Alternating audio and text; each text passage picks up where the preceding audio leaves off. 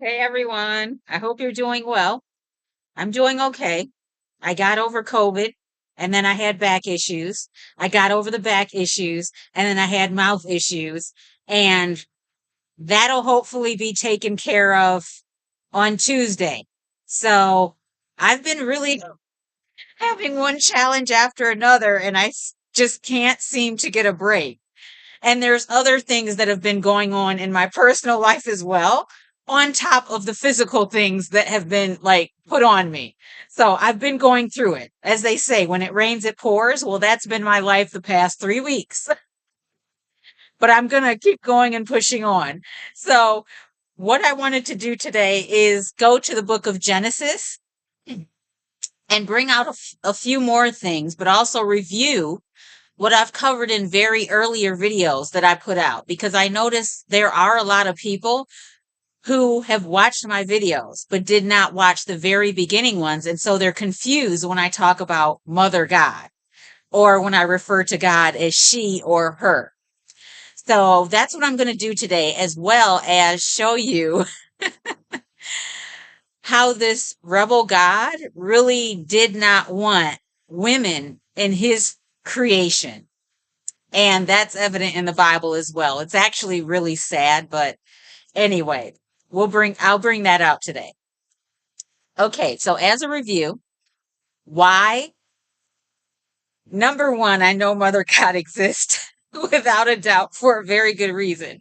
But number two, if you really read the Bible, you can actually think and come to your own conclusion that yes, indeed, there was a masculine energy God and a feminine energy God. The problem is that many people want to think that the original and true God was masculine, and it wasn't. It was feminine. And this is because feminine energies represent creation. That's what they represent, and they still do to this day. Life comes from them.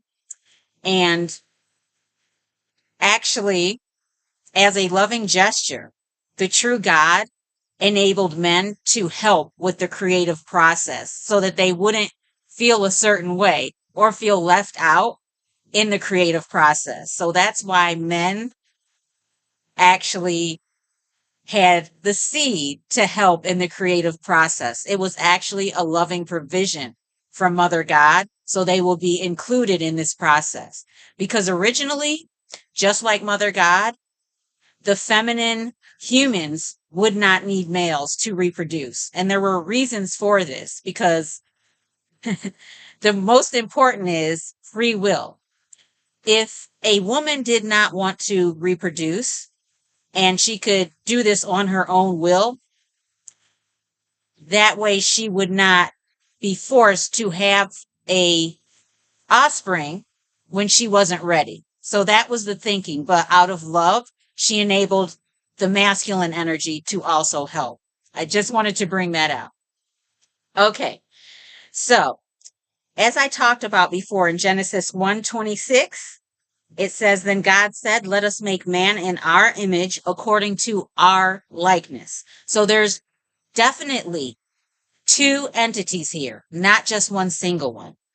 And also, when we read in verse 27, it says, so God created man in his own image. In the image of God, he created him. Male and female, he created them. Now, many people want to argue, but it says he here and this and that.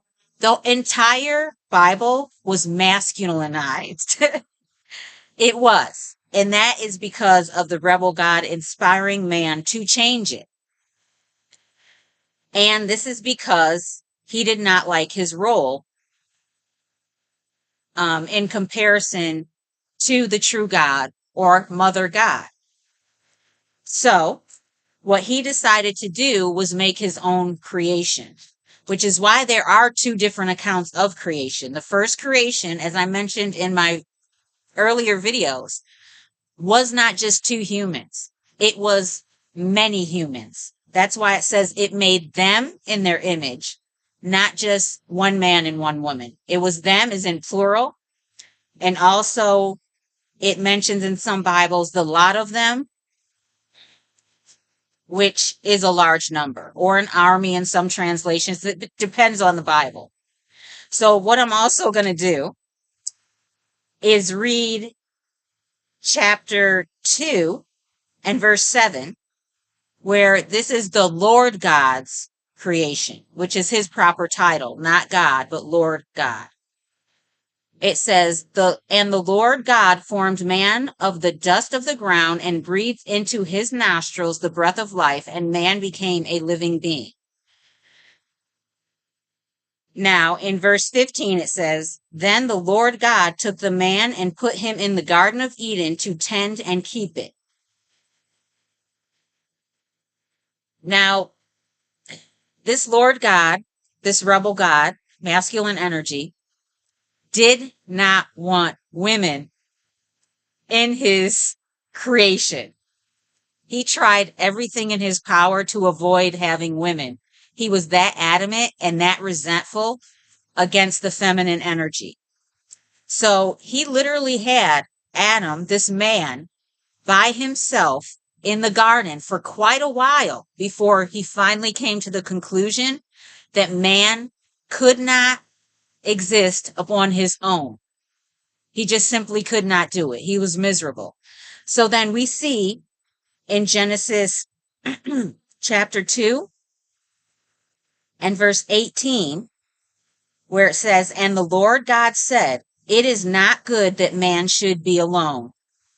I will make him a helper comparable to him.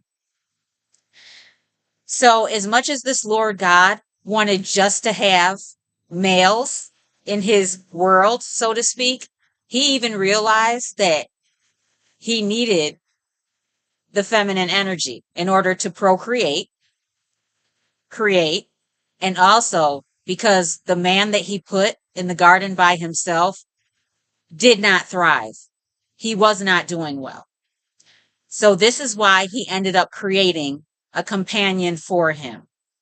So you can clearly see in these examples, the original creation of the true God and the second creation of the Lord God were again two separate creations. They were not even similar in the least.